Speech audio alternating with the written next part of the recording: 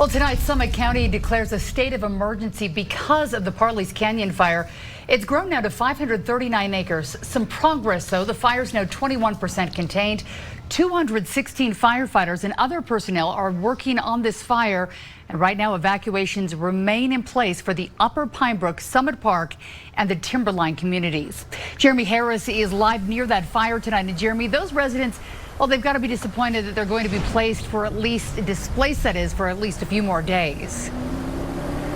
That's right, Heidi. That's the bad news. The good news, though, is firefighters did make some good progress on the fire today, but these homes that are evacuated are not quite out of the woods yet.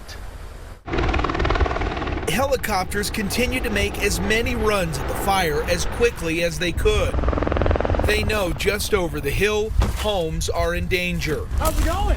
And residents like Sierra are worried. I saw the sheriff driving back and forth on this road, and then I knew it was time to go. Sierra just moved to Utah for a job at a nearby school. Actually start my job tomorrow. She came back home today after getting word that the evacuation wasn't going to be lifted on Tuesday like people here had hoped. I was a little bummed, but I'm glad that they're doing whatever they can to keep stuff safe here. They're saying Thursday night. Down the road, Amy Abbott had a few minutes to grab more stuff as well. She and her husband have decided to camp while waiting out the evacuation. It's really disappointing because we like camping, but we don't like camping under this kind of uncertainties. One thing here is certain. Fire crews are dominating the Parleys Canyon Fire. This photo from one of the air units shows the burn scar, and this map shows the latest size of it. The fire started Saturday from a malfunctioning catalytic converter on a car going up I-80, and it grew quickly. The fire's size is pretty big compared to the fires we've seen in Utah this year. But more impressive than what's burned is what hasn't. Fire crews have made good stops in the middle of some thick forests.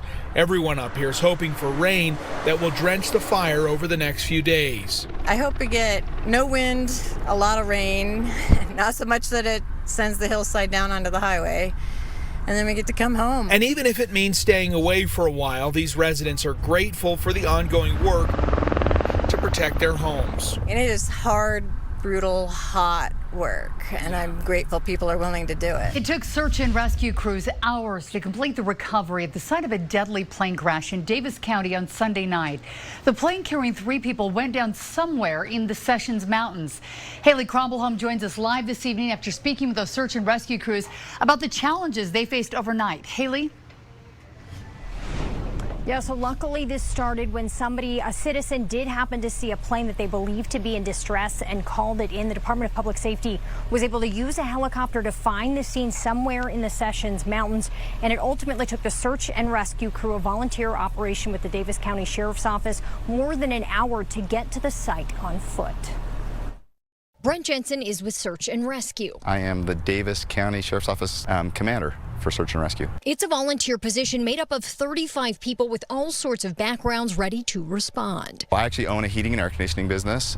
We've got people from all walks of life. We've got doctors, a lawyer, construction worker. That team goes through about a year of training and training most Thursdays after that. Sunday night, 25 responded to the call for help searching for that crashed Cessna. It took over an hour from when we got them up to that access point to get down, you know, the half a mile or whatever it was down to the crash plane. So. Jensen says the group was split into different teams, prepared for different scenarios depending on what they saw at the crash site. We had an access point up above the crash site, and so they had to make their way down to the crash site, which was in steep terrain. And they were actually pulling their way through the brush that was there, and so they were kind of forcing their way downhill. Very difficult to get to. Ultimately, the plane carrying 3 people was reached. There were no survivors. We do train for all kinds of different scenarios. Nothing really does prepare you for an incident like this all the time, right? 3 people were recovered, and that's a difficult thing for anybody to go through. Now, those search and rescue crews were working until around 7 o'clock this morning. The NTSB and the FAA are still investigating. Now, that plane was registered to a company out of Montana, and the sheriff's office says that their families have been notified, but they're not publicly identifying those killed in the crash yet. A controversial group that some say is anti-black and anti-LGBTQ trying to establish a foothold in Utah schools. Our Beyond the Books team looked into the attempts by Turning Point USA to move into our local high schools to say allegedly muddy the debate over critical race theory. For months now, critical race theory has dominated discussion here at the Utah State Capitol.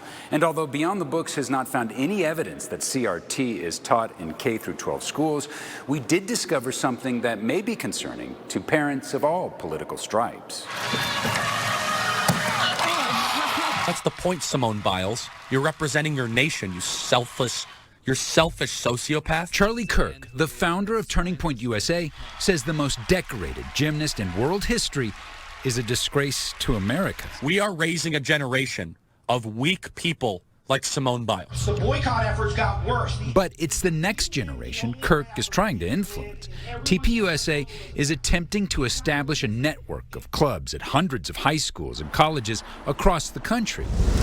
Turning Point USA claims to have a presence at 16 Utah high schools and 5 Utah colleges, according to their website. Turning Point USA is a white supremacist organization. Darlene McDonald is a local author and community activist. She says she is horrified that a group many say is divisive is attempting to gain influence over Utah kids. And to have a group like that on high school campuses is concerning. The organization's current and former leaders have been accused of racism and white supremacy in the past. For example, this text message leaked in 2017 in which a former TPUSA field director said this. I actually don't have any problems at all with the word nationalism. And TPUSA spokesperson Candace Owens was attacked for making comments that many said were positive about Adolf Hitler. If Hitler just wanted to make Germany great and have things run well, okay, fine. The problem is that he had dreams outside of Germany. He wanted to globalize. He wanted everybody to be German. And another TPUSA leader was recorded making these revolting comments. The Nazis didn't get right. They didn't keep on going. In addition to those clubs, Turning Point USA says they are also going to produce their own history curriculum. They plan on distributing it to teachers across the United States and Utah, which they are dubbing America First Education, which, of course, is reminiscent of the campaign slogan of former President Donald Trump. When we have parents that are concerned about indoctrination in high school, this is what they need to be concerned about. These questions about TPUSA and Utah schools comes at the height of the critical race theory fervor in Utah.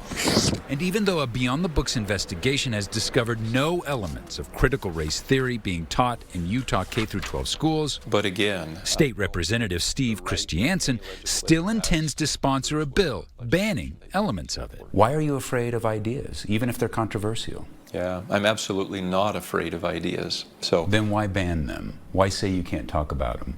Yeah, we as a country will not stand if untruthful and inappropriate divisive concepts are allowed to be taught. And we're still proud of that. Even though many say the views expressed by TPUSA are untruthful and inappropriately divisive as well, Christiansen doesn't see any hypocrisy in targeting CRT, but not the ideas espoused by groups like TPUSA. I'd be interested to see if anyone's collecting data on the number of teachers who propose controversial ideas on the other side. Do you think that's the kind of thing you might address in your legislation as well? As you can imagine, every piece of legislation has a specific focus. We're not going to solve every problem with one piece of legislation. It just doesn't work that way. Even though McDonald is alarmed by the possibility of Turning Point USA clubs on Utah campuses, she is not willing, unlike opponents of critical race theory, to ban any ideas, no matter how controversial they are. Do you think clubs like Turning Point USA should be banned in Utah schools? It's interesting that you say that. You know, I think that it should be at least examined as to what their primary mission is. Even you are not willing to ban them for their thoughts. No, I'm not. You have a right to be racist.